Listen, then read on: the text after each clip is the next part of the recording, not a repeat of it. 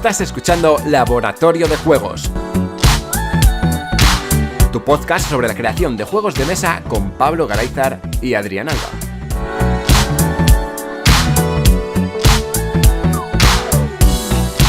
Bienvenidas y bienvenidos a un nuevo programa de Laboratorio de Juegos. Yo soy Adrián Alba y como siempre tenemos al otro lado de la línea a Pablo Garáizar. Hola Pablo. Hola, ¿qué hay? En el programa de hoy vamos a tocar un tema que depende quién, puede ser un poco peliagudo. Pero espero que todo el mundo nos entendamos bien con lo que vamos a contar hoy. Y creo que también es un contenido que hace falta porque se habla poco en este mundo de los juegos de mesa, se habla poco sobre esto y mucho menos en el mundo del diseño. Pablo. Sí, la pregunta con la que partimos es si hace falta más diversidad en el diseño de juegos de mesa y la respuesta pues es un claro sí para mí. Y bueno, ya estaría, ¿no? Cerramos el programa. Venga, ya está. Y con esto nos vamos y que arda el canal de Telegram. No, o sea, esta afición es cada vez menos nicho, cada vez estamos llegando a más gente, cada vez es más popular, cada vez vemos más juegos de mesa en tiendas no especializadas, pero no podemos negar una realidad, que la gente que es más aficionada, que no es jugona casual, sino que tiene pues más de 10 o más de 20 juegos en casa, incluso más de 100 alguna gente. Sí, como yo. Pues tiene un perfil bastante claro, ¿no? O sea, somos hombres blancos entre 30 a 50 años, cis, hetero de clase media, bueno, como nosotras, ¿no? Como la mayoría de integrantes de este podcast que, con un poquito de trabajo y de suerte, pues hemos conseguido meter algo de diversidad, pero que en general partía un poco de lo que es el sector hoy en día, ¿no? O esta afición, que es pues algo que es bastante poco diverso. Exacto. Luego, también creemos que mucha gente que habla de estos temas es porque está directamente implicada, ¿no? Esa pelea, eso es, sí. ¿no? O sea, por ejemplo, pues Noemí Blanc y Katy Hernández en Play Like a Punk, pues tienen un podcast que básicamente va de eso. Así que es normal pues que este tema esté sobrevolando todas las conversaciones de ese podcast, etcétera, pero muchas veces pues parece como que es labor de la gente que no está representada dentro de la comunidad pues hacerse oír, y no de la gente que no tenemos ningún problema de representación, que estamos guay, que todo nos fluye a favor. Y a mí personalmente me parece que también hace falta que la gente que no somos ningún colectivo no representado o infrarrepresentado, digamos que para nosotros también es importante este tema. Es decir, yo me siento mucho mejor en una comunidad que es diversa, que tiene múltiples perspectivas y a pesar de que la mía esté perfectamente representada. O sea, me gusta cuanto más diverso sea algo, mejor. Pero claro, también tengo el miedo de parecer que hablo desde el privilegio, desde que yo no tengo ningún problema y encima os voy a explicar cómo resolver el problema a la gente que sí lo tiene, ¿no? O sea, es un tema que por suerte o por desgracia, o mejor dicho, por suerte y por desgracia, porque por suerte para mí, pero por desgracia para la gente que no está bien representada o que no está presente en el sector o en la comunidad, pues a nosotros no nos afecta, ¿no? Entonces, en lugar de sentar cátedra o contar un poco qué es lo que creemos, Adrián y yo, sobre este tema, pues hemos estado buscando por la red y hemos encontrado una lista de consejos bastante buena que propone Susan Sheldon de Dice Tower. Para fomentar un poco la inclusión dentro del mundo de los juegos de mesa. Ella habla de un enfoque pues multiperspectiva, de convenciones de juegos, gente jugona, partidas y demás, pero bueno, esto es un podcast de diseño, ¿no? Entonces vamos a quedarnos solamente con la parte de su listado que tiene que ver con el diseño, igual un poco la producción, pero bueno, en general el diseño. No sé si te parece bien. Me parece perfectísimo. Bueno, antes de meternos en harina, igual habría que aclarar a qué nos referimos con inclusión, ¿no? Vale. Bueno, pues en general, podemos pensar que personas de diferentes sexos, géneros, identidades sexuales, formas, colores, clases, de todo tipo, sientan que forman parte de la comunidad lúdica a todos los niveles. Es decir, no solamente de manera testimonial, el típico pin de, bueno, ya hay una chica, o ya hay una persona con una discapacidad, o ya hay una persona mayor, o ya hay una persona de color, o lo que sea. No. O sea, no es que intentes hacer check en las cosas, sino que intentes que tu diseño sea orgánico en cuanto a este tema, que sea natural, que esté bien integrado, que la gente se sienta representada y que cuando pues se abre una caja de tu juego, pues la gente se encuentra, ¿no? en alguna parte del juego, ¿no? No tiene por qué ser en personajes, pero igual puede ser también en los lugares que se visitan o qué sé yo, ¿no? Intentar huir un poco del clásico juego que tiene 12 personajes y hay una chica y dices, bueno, ya he cumplido, fin. O sea, no Sí. me puedes decir que no hay chicas porque sí hay una. Sí, O en un evento, pues de la clásica charla de las mujeres en los juegos de mesa o las mujeres en el diseño o lo que sea, ¿no? Que haya ponentes femeninas en todo tipo de temas, o que haya pues gente de diferentes clases sociales en muchos otros ámbitos, ¿no? No que sea algo específico para ello, ¿no? Entonces, lo suyo bueno, es buscar el equilibrio entre todo. Ujú, Porque, eso es. porque irse a cualquiera de los otros lados, pues también va a hacer que, digamos que lados, o sea, no hay lados, ¿no? Pero para entendernos ahora, voy a hablar como si fueran lados diferentes, ¿no? Si buscamos esa forma de que todo sea cómodo para todo el mundo, pero empezamos a olvidar qué es lo que es cómodo y empezamos a meter, por decir, no, es que hay que representar esto, hay que representar lo otro, y lo cargamos todo con representaciones, te puede pasar que haya cosas que se dejen de representar o que dejen de tener sentido. Entonces es buscar un poco el equilibrio para que todo el mundo se sienta bien, en el sentido de, oh, no, me siento representado o representada. No, me refiero a que en mi cabeza es que tenga sentido y todo parta del sentido común, porque al final es lo que creo que hay que buscar en estos diseños. Sí, igual la palabra que más me gusta para decir un poco lo que entiendo que acabas de comentar es que sea orgánico, ¿no? Es decir, que no sea forzado. Eso es. La apelación al sentido común me da un poco de miedo porque es Ya, el bueno. menos común de los sentidos. Para lo que a nosotros dos nos puede parecer muy razonable, igual a otra persona le parece una locura y al revés. Entonces, me da un poco de miedo esa llamada al sentido común, pero tal y como lo he entendido es eso, es que no sea forzado. Que no sea forzado. Que sea orgánico, que fluya, que no se note que es una checklist como la de un avión, Eso es. flaps bien, motor bien.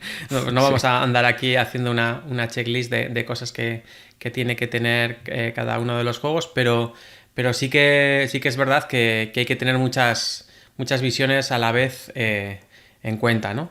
Y luego, bueno, antes de empezar, pues quería traer este tema aprovechando que no están ni Jules ni Paz en este programa, básicamente por eso, para que no se asumiera que es su tema, sino que es un tema de todo el mundo y es un tema pues de Adrián y de Pablo y del resto de colaboradores del podcast, ¿no? Y esa era un poco la razón de traer este tema cuando estamos sin colaboración, o sea, a pelo tuyo.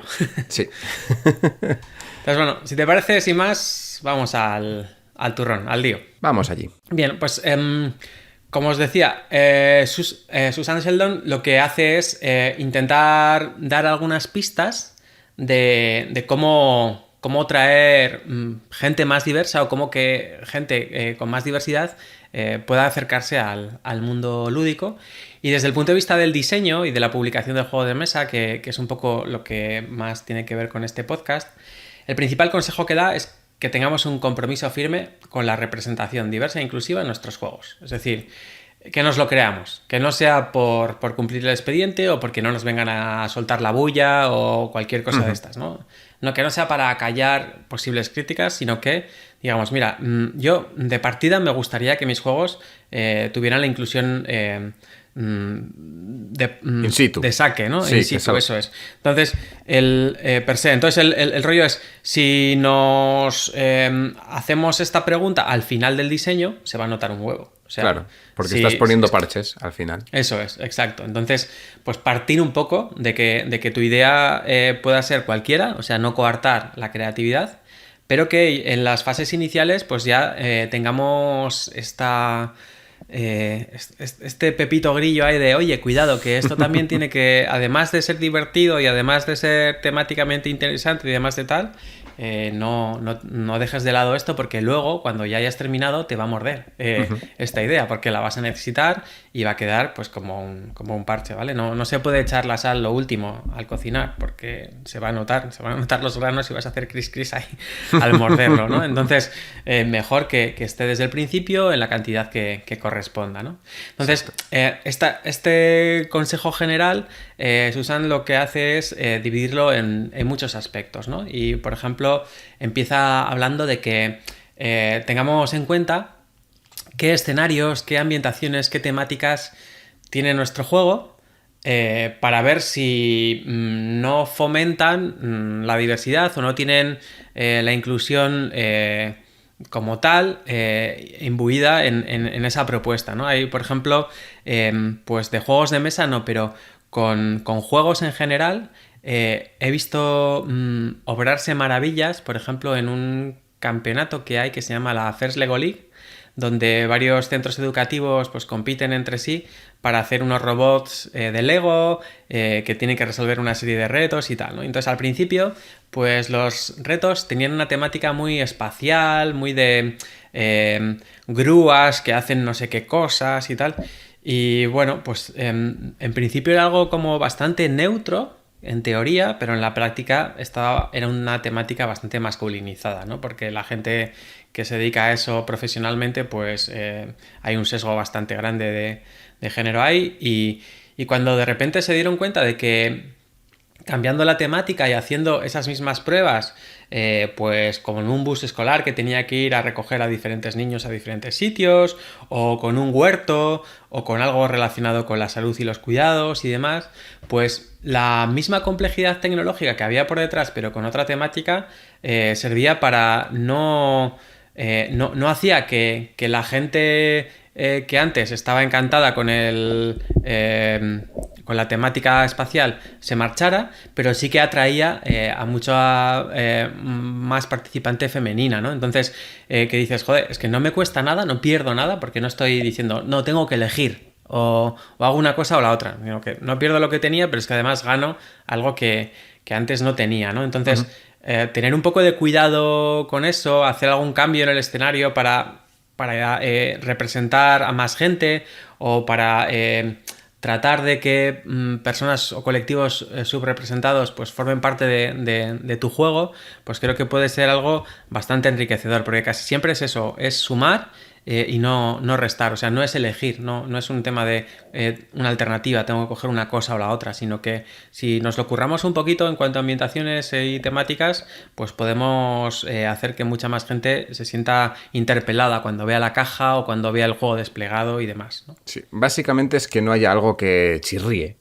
Sí, que no sea un cantazo que está muy sesgado hacia una parte o hacia otra, eso es. Luego, otro de los consejos que da Susan Sheldon es que tengamos en cuenta la diversidad de personajes. Esto es un clásico, ¿no? O sea, vamos a mirar qué personajes hay en nuestros juegos, y que evitemos una palabra que dice ella que se llama el tokenismo, que yo la he tenido que mirar porque no la conocía, pero que la traduzco así un poco de andar por casa como el florerismo, ¿no? La típica mujer florero que se suele decir, ¿no? Que está ahí pues simplemente para apoyar y para que se vea que hay una mujer en un evento, pero que realmente no tiene un papel protagonista ni nada por el estilo, ¿no? Entonces, bueno, pues que lo que decíamos antes, que la diversidad no sea hacer un check en un formulario, sino que tenga sentido y que tenga protagonismo, ¿no?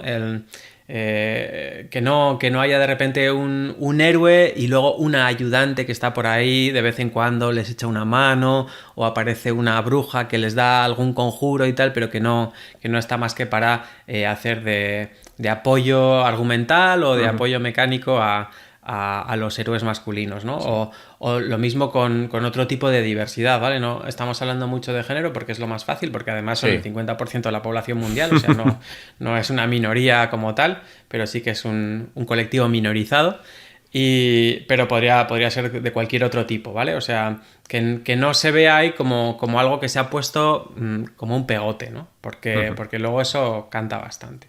En ejemplos de este tipo, teníamos, la nueva edición de Great Western Trail, que la primera edición igual quería tener un poco la temática de, la época del western americano y somos todos cowboys y tal. Entonces solamente tenía personajes masculinos. Sin embargo, con la nueva edición han dicho, a ver, esto es un juego. ¿Por qué solamente va a haber personajes masculinos? ¿Qué pasa? ¿Que solamente pueden montar a caballo los hombres? Entonces han puesto los personajes de forma equilibrada. O sea, han puesto las mismas fichas, es la misma ficha, lo mismo, pero ya tienes 2 ilustraciones, por ejemplo. O por un lado es hombre y por el otro lado es mujer, la misma ficha. Y diferentes personajes. O sea, estoy haciendo el ejemplo lo mismo con las mujeres por esto mismo, ¿eh? Pero bueno, es un evento que está surgiendo ahora, que por ejemplo aquí se puede ver cómo han intentado quitar eso para que más gente se vea dentro de ese juego. Sí, eso, o sea, es un truco súper cómodo de hacer porque mecánicamente no te lía nada. No tiene ningún tipo de repercusión en cuanto al juego. El juego es exactamente igual. Pero lo único que tienes que hacer es pagar una ilustración por los 2 lados. Eso es, y ya está. Eso sí.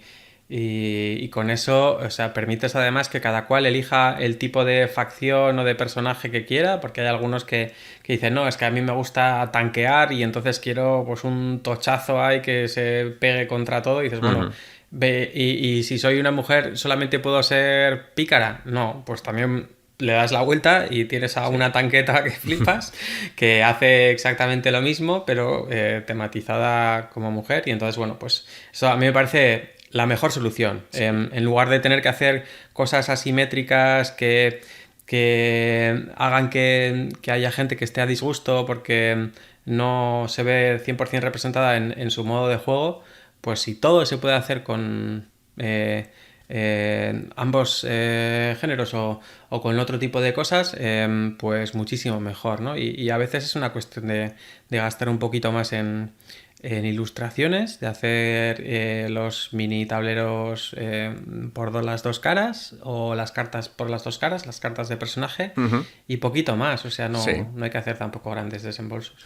O, voy a dar otros tips, ya que son para el diseño. Cuando tengas varios tipos de personajes, cada uno no tiene por qué ser el mismo estereotipo. Ahí puedes cambiar, puedes variar y puedes meter un montón de personas diferentes en cada uno de esos personajes. E incluso en las cartas. Puedes tener cartas que representen acciones que hacen ciertos personajes y lo puedes cambiar. Incluso esto pasa también en Radville. En Radville tienes un popurrí de personajes que podrían ser todos exactamente el mismo personaje, pero no. Han puesto personajes muy variados, muy diferentes, que tú lo estás jugando y no te das cuenta. Porque eso es lo que hay que conseguir. Que tú cuando estás jugando no te des cuenta y que nadie diga, joder, qué raro es esto, que solamente me aparecen machangos aquí, ¿no? Y eso lo consigue, y encima no solamente lo consigue, o sea, lo que hace es jugar con estas ilustraciones que no tienen ningún tipo de repercusión a la hora de jugar, mezclándolas con las acciones que tiene cada una. O sea, las acciones que tiene cada persona en su mano son todas las mismas, pero la ilustración de cada una es diferente dependiendo de la acción. De forma que yo puedo tener un mecánico y tú puedes tener una mecánica.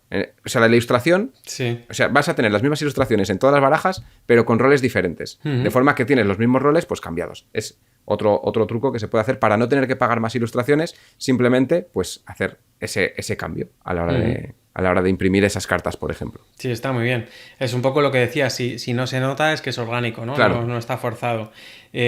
Claro, que no lo notemos tú y yo, pues es lo normal porque casi nunca notamos ninguna fricción en este sentido. Bueno, pero no estoy de acuerdo, ¿eh?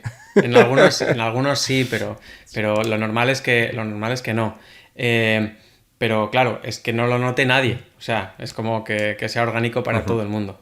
En tu caso, pues igual sí, igual ves que hay falta de representación en cosas. A ver, yo parto de un caso en el que yo me he pasado pues casi una década con mis amistades, eran prácticamente todo mujeres y yo. Entonces, quieras que no, mi mentalidad cambia mucho de estar solamente rodeado de hombres o tener un grupos mixtos y demás. Entonces mi relación fue de tener mucho tiempo, de estar rodeado de mujeres, que eran mis amistades, a ser un grupo más mixto. Y es más, hay muchas cosas que, como yo he vivido siempre en este sesgo igualatorio, que ha sido siempre, ha estado siempre así, pues me resulta muy chocante cuando veo algo que no lo es. Claro. De forma que yo veo un juego en el que me parece que no me aparece ni una sola mujer, por ejemplo, y digo, ¿qué pasa? ¿Por qué? Te chirría. Sí, a no ser que sea una temática concreta, que hay juegos que pueden estar basados en algo histórico o en algo concreto, que yo entiendo que quieran mantener la fidelidad a lo que pasó en su día o a esa obra de arte que sería en su momento.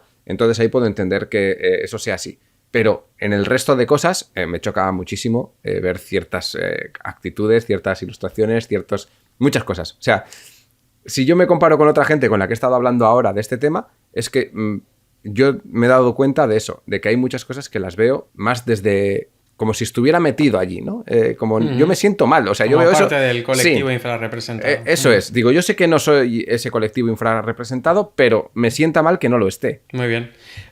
Con respecto a lo que decías de la representación histórica, bueno, pues en los wargames así más duros puede ser, aunque, claro, la historia también está llena de muchas lagunas. O sea, Sí. de repente ahora se está redescubriendo que pues los roles típicos de la prehistoria de cazadores, recolectores y cuidadoras pues no son tales, porque de repente pues han encontrado esqueletos femeninos con lanzas de caza y todo esto, ¿no? Entonces no sabemos lo que hay ahí. Quizá los estudios iniciales se hicieron desde una perspectiva que era muy masculinizada y entonces pues se hizo casar la evidencia con la mentalidad, que eso nos pasa mucho.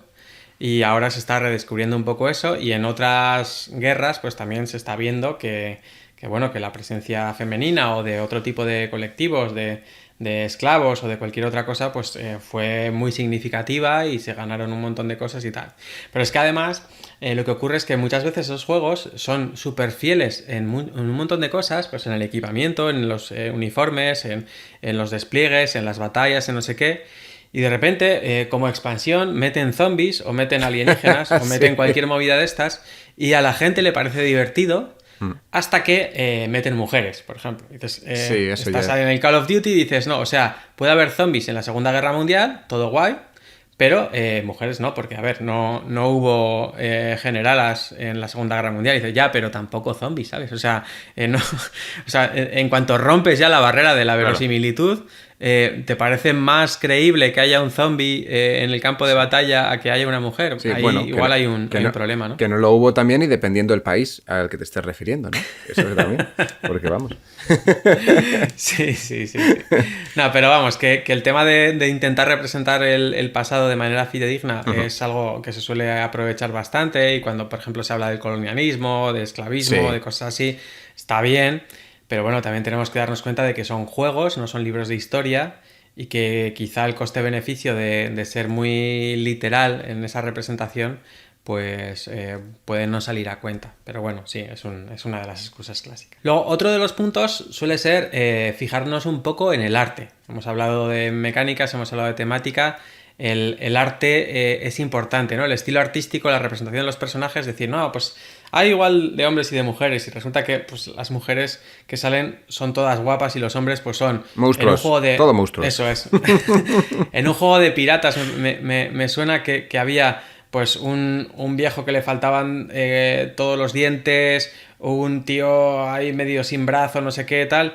Y todas las mujeres piratas eran pibones, básicamente. Sí. O sea, todas como súper guapas, súper monas, súper no sé qué, súper tal. Entonces, aquí hay un sesgo que no estamos viendo, ¿no? Es muy típico hipersexualizar o infantilizar la presencia femenina, y luego también, por ejemplo, pues meter cuestiones así muy tribales, muy brutales, también a personas racializadas, ¿no? O sea, que dices, no, pues los blancos salen así como muy intelectuales y muy no sé qué, muy finos en las mecánicas y muy tal, y luego de repente pues hay una persona de color que es puro...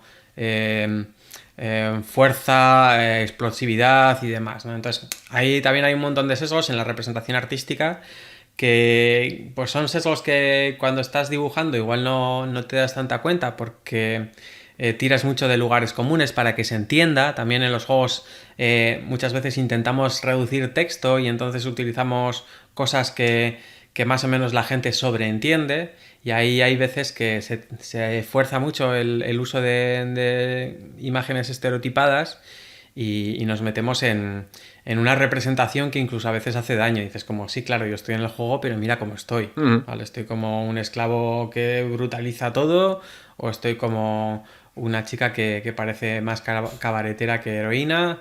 Entonces, bueno, pues ahí hay que tener bastante cuidado. No sé si tú conoces algún caso así un poco flagrante sobre este tema. En cuanto a juegos de mesa, muchos, sobre todo los que tienen arte así más japonés, ya sabemos también cómo es la cultura japonesa, pues siempre tira por esto, y a mí es algo que me chirría mucho. A mí, esto es lo que creo que lo hablábamos en un programa con Paz, cuando hablábamos también del arte en los juegos de mesa, y es que a mí ver cosas que son desiguales en ese sentido no me entra en la cabeza. Yo entiendo que pongas a mujeres sexys si también pones a hombres sexys. Entiendo que pongas a monstruos, pero también pon a monstruas, ¿no? O sea, me gusta que esté todo compensado. Y no me gusta, por ejemplo, ver personajes que siempre el monstruo siempre es hombre. ¿Por qué? No. Porque somos unos monstruos también, es que me siento, ¿por qué? No puede ser. O sea, también hay mujeres que pueden ser el monstruo. Y además el monstruo a lo mejor es el mejor del juego y los malos son el resto de personas, ¿sabes? Que también puede pasar. Pero juegos, pues, de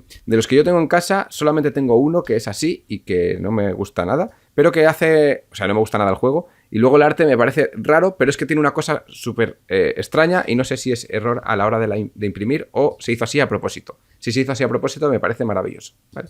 Entonces, es un juego que se llama Anima y tiene personajes, ¿vale?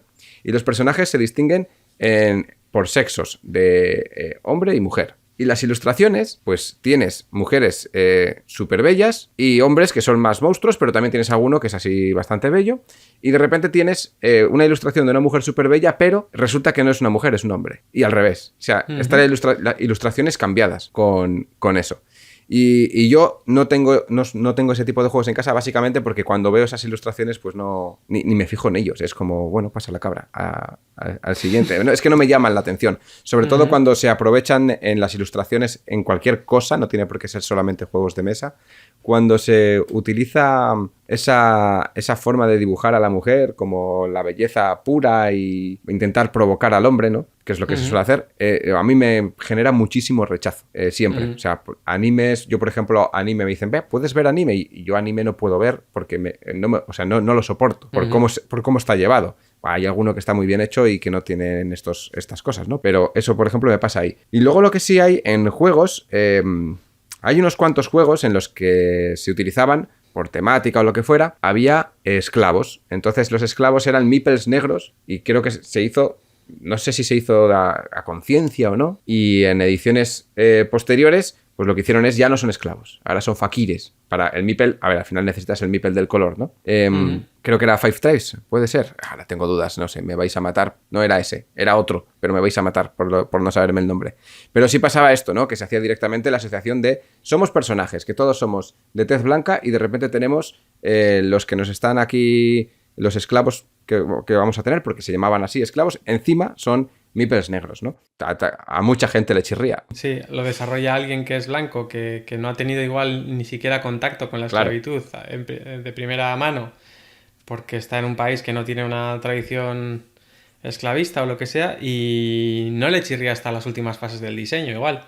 O nunca, o igual hasta que no lo ve otra persona no se da cuenta. Y seguramente para hacer el juego igual utilizaron los colores del parchís y decir, ¿qué color ponemos para el quinto color? Y dicen, pues el negro. El blanco o el negro, sí, ya está, sí. Eso es, por ejemplo.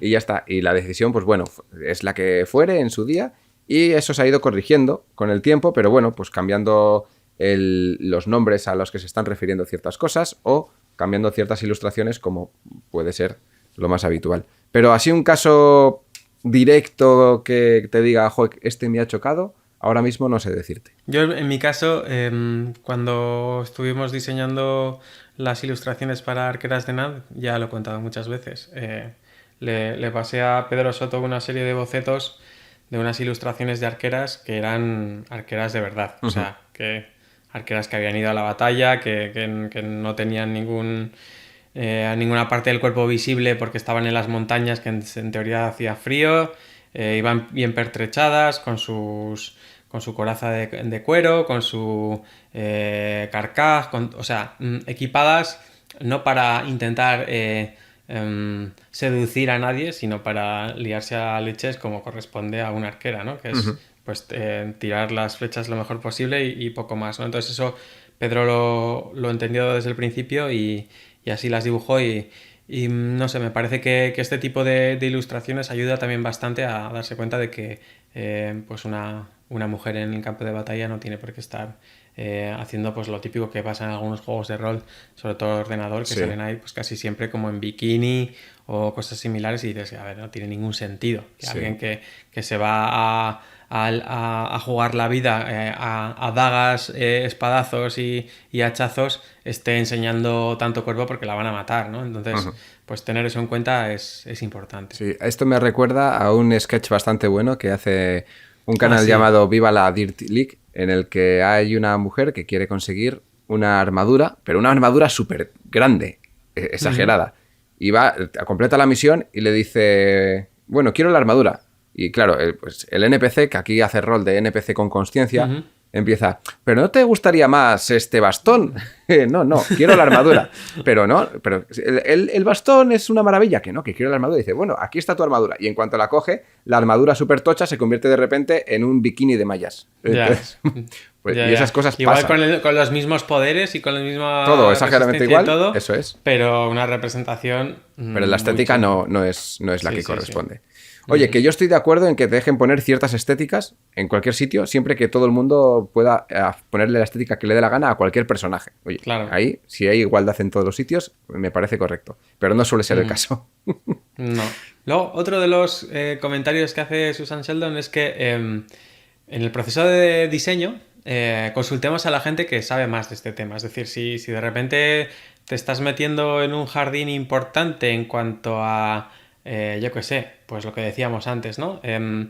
Colonialismo, esclavismo, guerras en territorios un poco lejanos que no conoces del todo y demás, pues lo mejor es que consultemos a la gente y que aprovechemos un poco los recursos de la comunidad que están dejando para que entendamos mejor algunas realidades, ¿no? Porque hay veces que decimos, venga, vamos a buscar algo exótico para la temática de nuestro juego, para que sea más chulo. Y dices, claro, exótico para ti, porque hay gente que vive allí y no le parece nada exótico, ¿sabes? O sea, cuando a una persona, por ejemplo, muchas veces le dicen, ¿qué cara tan exótica? Y dice, no, exótica para mí es la tuya, porque para mí lo raro eres tú, no yo, ¿vale? Entonces, pues eso pasa muchas veces también en los juegos, ¿no? Entonces, por ejemplo, pues tirar de lenguaje inclusivo y todo esto, con las guías que están preparando en BAM o blogs o podcasts que ya hemos mencionado como PLAB, etcétera, pues son referencias interesantes, pero también no solamente en cuanto a género, sino como hemos dicho antes, en cuanto pues a clase, a orígenes, a yo qué sé, edadismo que pueda haber porque hay gente que está considerando que una persona de no sé cuántos años no es capaz de hacer tal en una mecánica del juego y resulta que, pues, joder, es que claro, para ti, igual que estás, pues yo que sé, una persona que tiene 20 y pocos años y empieza a diseñar juegos, igual para esa persona, una persona de 60 años es básicamente un incapacitado, ¿no? Y dices como, joder, es que claro, porque tú estás muy lejos de los 60 años, pero nosotros que estamos más cerca nos damos cuenta de que con 60 años probablemente podamos hacer prácticamente todo, ¿no? Y que muchas veces esos sesgos pues permean mecánicas del juego y hacen sentir a la gente como que no está incluida o que está incluida de una manera bastante ridícula, ¿no? Entonces, consultar a la gente que sabe sobre cada uno de los temas no viene nada mal. Muchas veces no tendremos la opción de meternos a hablar con gente que sepa tanto, pero siempre puedes buscar información en internet, que seguro que hay foros o cualquier hilo abierto en alguna red social que nos pueda ayudar con ciertos temas. Y además creo que no importa, es sano. De hecho, si yo, por ejemplo, estoy haciendo un diseño y creo que puedo tener algún conflicto de esta historia, pues buscar gente, aunque no la tengas, buscarla, aunque sea por las redes, no me parece tampoco una mala táctica, en el sentido de, bueno, estoy probando un nuevo diseño y quiero ver ciertas facetas del juego que quiero probarlo con cierto tipo de personas. Y tampoco creo que sea algo agresivo, ¿no? No, es básicamente hacer los deberes. Mucha gente que se dedica a hacer novelas que tienen cierta verosimilitud, es decir, que no son fantásticas ni nada por el estilo, sino que pues, es la típica novela negra de policíaca y no sé qué, que a veces de repente meten algún tema cibernético y tal. Alguna escritora me ha llamado alguna vez por contactos de gente que conocemos en común para que, pues yo qué sé, le explique un poco cómo funciona la Deep Web, o qué es un troyano, o qué es cosas así, porque dices, mira, yo sé que quiero meter algún elemento tecnológico dentro de mi novela, pero quiero que sea fiel, no que sea una chorrada aquí que de repente dices, no, es que eso es imposible, o sea, es una flipada que te acabas de pegar y que me saca totalmente de la historia, ¿no? Entonces, pues esta gente hace los deberes, ¿no? Y dice, mira, yo sé lo que quiero contar, sé que el personaje A se la tiene que liar tecnológicamente al personaje B,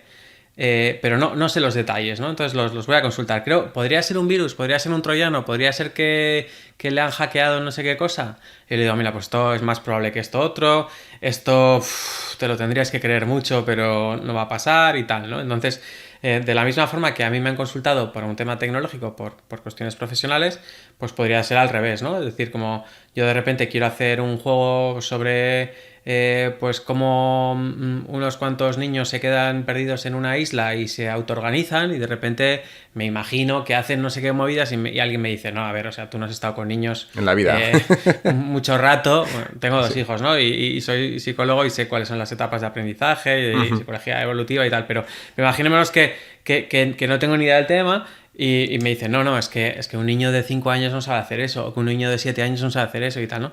Y muchas veces es simplemente tener la humildad suficiente como para dejarnos asesorar y creer un poco todo esto, ¿no? En ese sentido, el siguiente comentario que hace Susan en la lista es eso, es que aceptemos las opiniones y los comentarios sobre estas cuestiones que nos van llegando, ¿no? Porque muchas veces nos ponemos a la defensiva. No sé si alguna vez te ha pasado, a mí sí, a mí, por ejemplo, pues algunas veces me dicen, joder, es que aquí yo creo que falta tal, ¿no? Y tú dices, joder, en mi juego no le falta nada. A ver, ¿qué empiezas a decir que falta, ¿no? Y resulta que sí, que tenían razón, ¿no? O sea, que dices, joder, si haces un análisis un poco más exhaustivo de todo, pues sí, o sea, casi siempre representamos un poco la manera en la que vemos el mundo y la manera que vemos en el mundo también es un poco reflejo de nuestra realidad, ¿no? Entonces casi siempre faltan cosas. Sí, que tampoco está mal reflejar el mundo tal y como lo vemos, pero si podemos hacer que ese mundo tal y como lo vemos sea un poquito mejor para el resto de las personas, pues también está bien. Sí. Normalmente si podemos tener opiniones de colectivos infrarrepresentados, podrán decirnos de primera mano qué cosas les evoca el diseño que les proponemos, porque igual ahí dicen, mira, es que a mí esto me recuerda mucho a cosas que me pasan y que me dan bastante rabia, como por ejemplo esto, lo otro, tal. Claro, a mí que no me pasan, pues no me puedo parar a pensar en ellas, ¿no? O es difícil que tenga la empatía suficiente como para ponerme en la piel de todas las personas que no está representada en el juego o que está representada de una manera que no es exacta, ¿no? Entonces ahí aceptar las opiniones también es un poco como el playtest. Recibimos todas las opiniones y luego ya veremos qué juego queremos hacer, eso, ¿no? Es. Pero bueno, tener un poco la mente abierta, los oídos bien atentos y hacer una escucha activa no me parece ningún mal consejo. Creo que el escenario ideal para hacer estas pruebas podría ser sentar a gente que pudiera entrar en conflicto con algo de tu diseño, sentarla a la mesa a jugar sin decir en ningún momento que pueda haber un conflicto. Y no decir que analicen eso en ningún momento, de forma que jueguen al juego y una vez que ya se ha dado el feedback, o sea, después de jugar, se da un feedback y haces la pregunta de ¿hay algo que te haya chirriado respecto a cierto tema que está aquí? Y ahí creo que también es como una vara buena de medir en el sentido de lo que estoy contando es orgánico o no es orgánico. Sí, porque si no siempre tienes el riesgo de guiar a la gente hacia la respuesta que quieres, ¿no? Porque además en estos temas también hay mucha deseabilidad social, o sea, de decir las cosas que suenan bien. Entonces, si ya te conducen un poco, te pastorean hacia la respuesta que tienes que decir, pues al final es básicamente darle la razón a los sesgos o los prejuicios de quien está haciendo el testeo, ¿no? Entonces sí que me parece buen consejo ese, ¿no? Vamos a buscar gente que quizá le estemos pisando un poco los callos, pero no se lo vamos a decir. Eso es. Y a ver si efectivamente pues lo dice o directamente dice, no, esto es un tema que, bueno, que tú pensabas que me iba a molestar, pero no me ha molestado por esto y por esto. Y como hablamos también de cualquier ámbito del diseño, preguntar. En caso de duda, preguntar. Da igual el tema. O sea, los tabúes hay que quitárselos y preguntar cosas porque al final los grandes problemas de la sociedad es la falta de comunicación. Totalmente, sí. O sea, casi cualquier conflicto se resume en eso, así que está muy bien. Aquí hay una palabra que dice Susan Sheldon que a mí me genera cierta tensión, que es el tema de que hay que tener cuidado con las cuestiones relacionadas con la representación y con la apropiación. Esto es un tema, el de la apropiación cultural, que se ha hablado mucho en Estados Unidos, pero que a mí personalmente me pone un pelín nervioso, porque, claro, si no podemos hacer una apropiación cultural, es decir, coger la cultura de otro lugar e incorporarla dentro de la nuestra, pues estamos limitando un montón el aprendizaje, ¿no? Y básicamente el aprendizaje es eso, o sea, cuando de repente alguien dice, no, es que tú no te puedes poner una chilaba porque es como reírte de la gente que viste así. Ya, claro. Y porque llevan pantalones claro. Ellos, ¿no? Se están riendo de nuestras calzas que llevábamos en el medievo. Pues no, o sea, sí que es verdad que hay una cultura dominante y una cultura pues infrarrepresentada y ahí hay que tener un poco de cuidado, pero el tema de la apropiación cultural a mí me da un poco de miedo, porque al final es como que hay culturas sagradas e intocables y otras que, como son un poco más mestizas y dominantes, pues se pueden pervertir todo lo que quieras, ¿no? Y no sé, es algo que me da un poquito de miedo. Creo que en Estados Unidos sí que tienen muy en cuenta la diversidad, pero que en algunos momentos se pasan un poco de decir, no, es que hay que tener muchísimo cuidado con absolutamente todo y no se puede hacer absolutamente nada. Tienen muchísimos tabúes, pues el tema de la palabra que empieza por N, la palabra que empieza por EF, la palabra que empieza por tal, ¿no? Y al final, pues todo esa apelación que hacías tú antes a que fuera orgánico se pierde, ¿no? Y queda como muy forzado casi todo lo que hacen precisamente por esto, ¿no? Entonces, el equilibrio me parece bastante complejo. Sí, yo también lo veo así. Es un tema que tampoco me voy a meter en harina porque no vamos a poder aportar mucho hacia el diseño. Jardín. Así que sí, es un muy bonito jardín. Volviendo un poco al diseño, estaría bien que en cada una de las decisiones que tomamos, igual no en cada una, pero sí en las importantes, nos preguntemos por qué. Es decir, hay un montón de inercias a la hora de diseñar que tienden a representar un poco el statu quo, o sea, lo que ya funciona, lo que ya tenemos, ¿no? Pues vamos a hacer una mecánica relacionada con la economía, pues venga, vamos a representar la economía capitalista, ¿no? Porque es un poco el modelo dominante. Vamos a gestionar recursos, pues venga, vamos a hacer una explotación de recursos al uso como han hecho pues los países europeos en África, por ejemplo. Que nadie está hablando de Europa y África ni nada por el estilo, pero cuando tú estás en tu reino mágico de no sé qué, de repente la explotación de recursos es tala todo el bosque y genera madera, ¿no? Y entonces dices, bueno, a ver, estamos representando cosas que han pasado y cosas que son inercias y no nos estamos preguntando por qué se hace esto así, incluso en un mundo mágico, ¿no? Que igual podría haber incluso hasta una fuente de madera, o sea, no que vaya manando troncos de madera o cualquier cosa de estas, ¿no? Entonces, al final, por no tener que reexplicar algunas cosas, se reproducen un montón de inercias o de ideas que ya tenemos súper preconcebidas de nuestro mundo y que lo llevamos tal cual, sin hacer ningún tipo de reflexión o cambio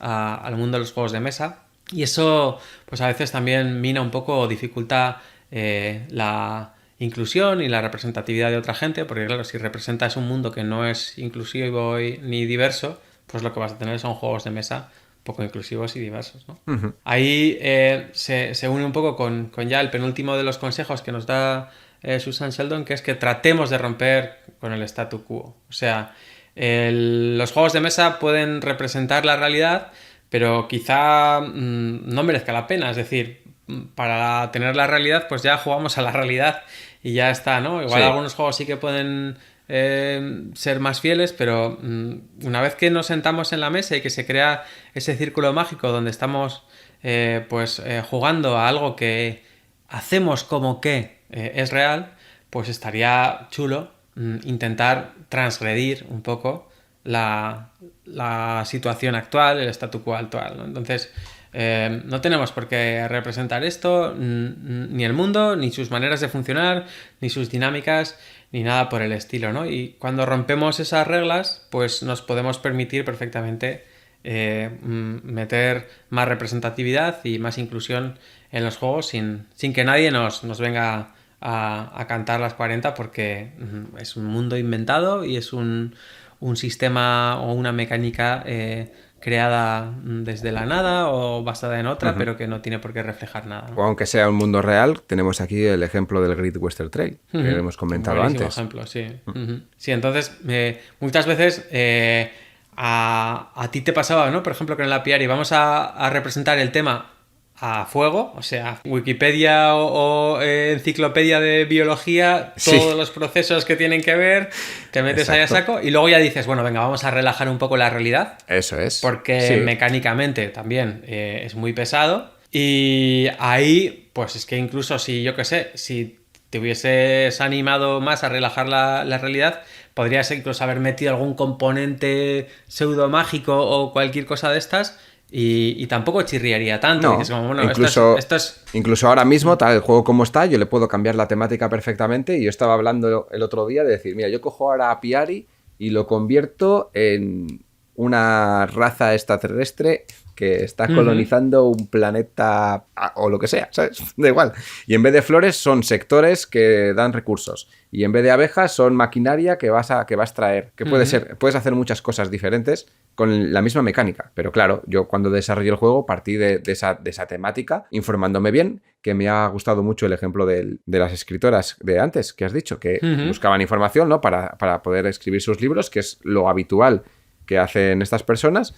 Pues lo mismo para un juego de mesa. Si quieres que el juego de mesa represente algo concreto, pues tendrás que informarte bien para poder hacerlo. Pero eso no implica que después lo puedas cambiar todo. Y este es el caso, claro, ¿no? O sea, te estoy hablando ahora de que imagínate que hemos evolucionado lo suficiente para ir a terraformar Marte y resulta que en Marte hay más recursos de los que creíamos, ¿no? Pues lo puedo hacer con el Apiari, por ejemplo. Claro, sí. Pero está chulo que primero hagas los deberes, que te informes bien, que todo esto, y entiendas un poco cómo funciona, y una vez que ya pues te sientes cómodo con todo eso, desarrollas una mecánica que funciona y todo eso, digas, bueno, y ahora podemos romper un poco con la realidad. O sea, no tenemos por qué calcarla.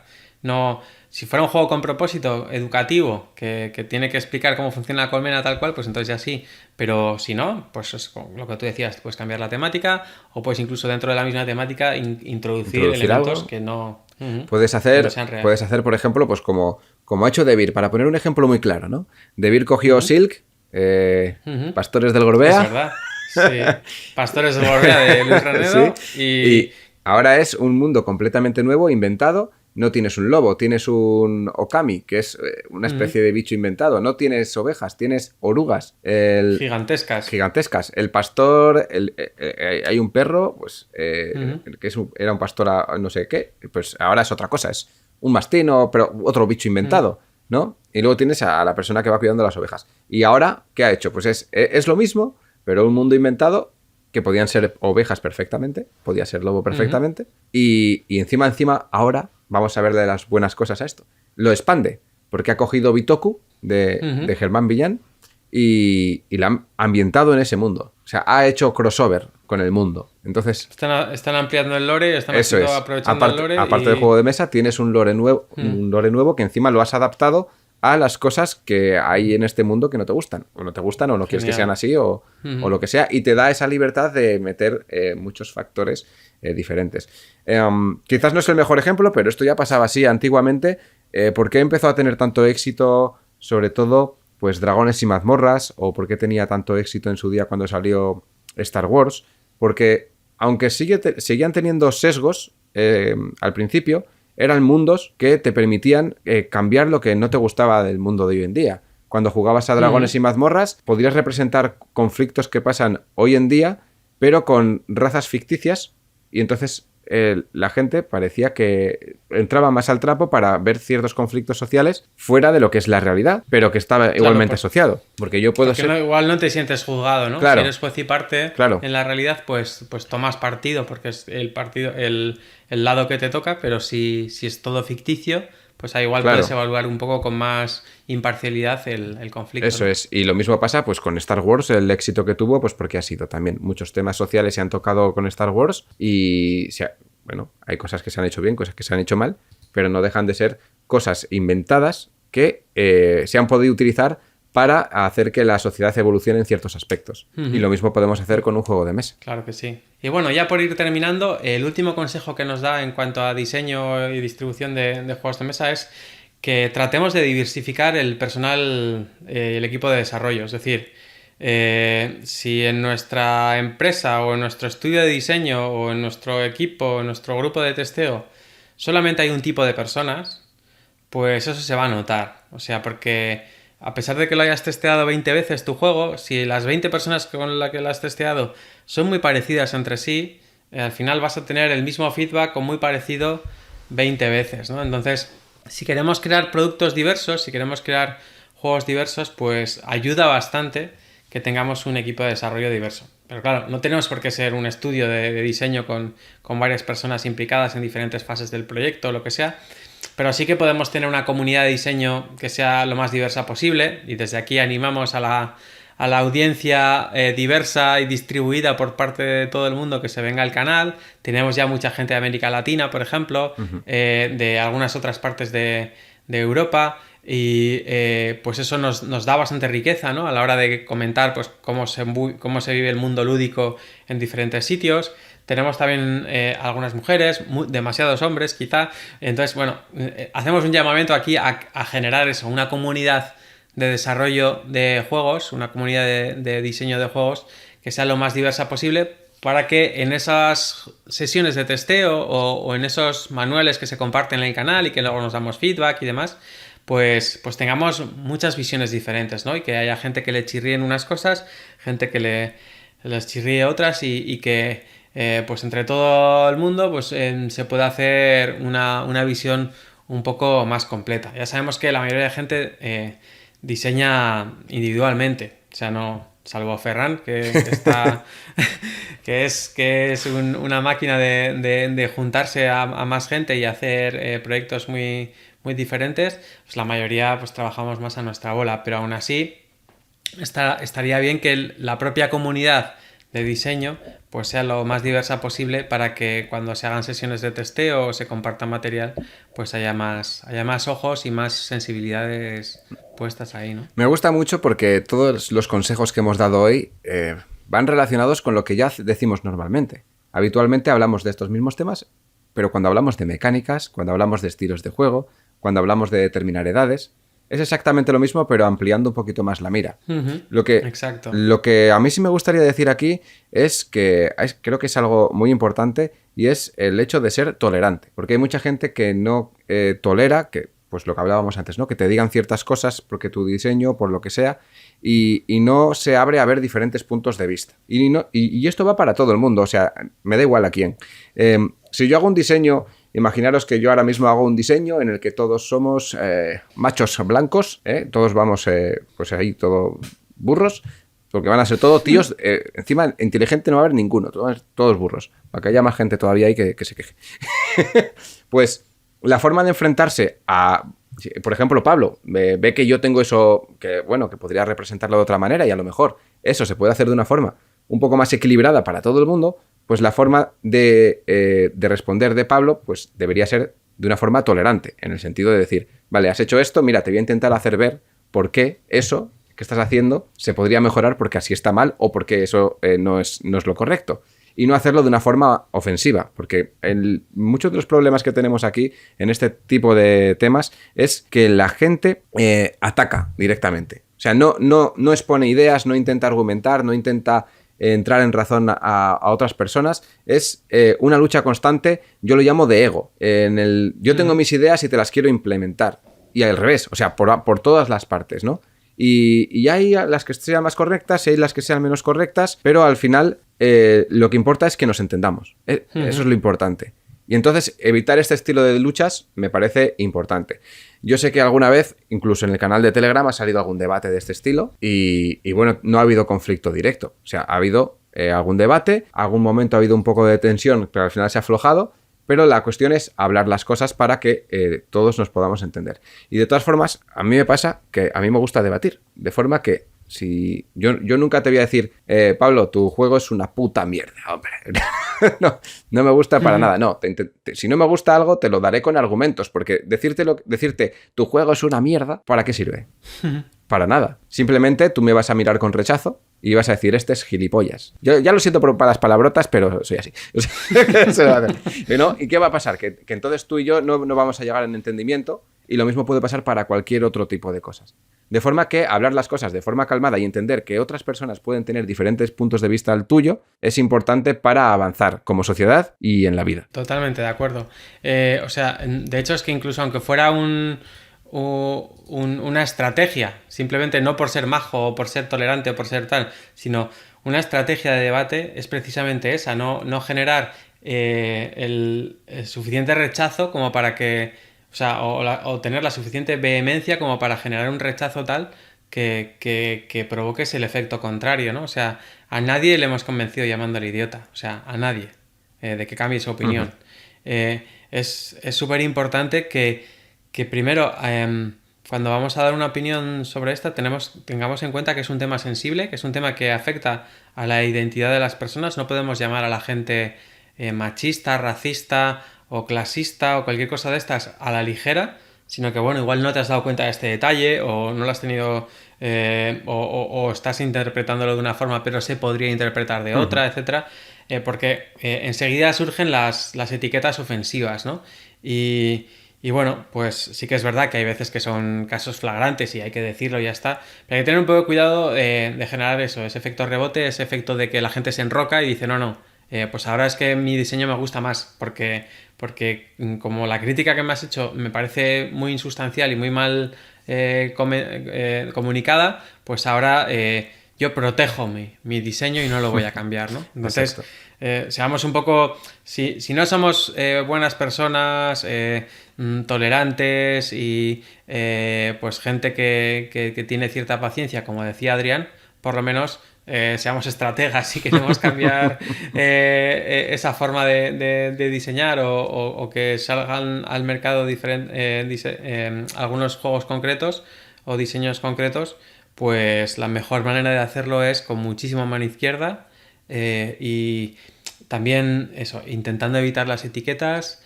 peyorativas y reconociendo también que en muchos casos nos equivocamos por nuestra parte y que bueno, la intención no ha sido ofensiva o lo normal es que no lo sea, etcétera. Entonces esa dosis de azúcar que propone Adrián me parece que es un buen broche a esta lista, porque es eso, o sea, estamos intentando traer la inclusión, pero no generar muchísimo rechazo, no que sea algo totalmente artificial, con un montón de esquinas que hacen daño a mucha gente y que entra como un elefante en una cacharrería y tal, ¿no? O sea, es importante cuestionar el statu quo, pero tampoco es importante, o sea, pero también es importante no generar un malestar alucinante allá donde vas, ¿no? Entonces ese equilibrio es complicado, pero creo que sobre todo con buena educación se puede hacer, porque se pueden decir cosas muy profundas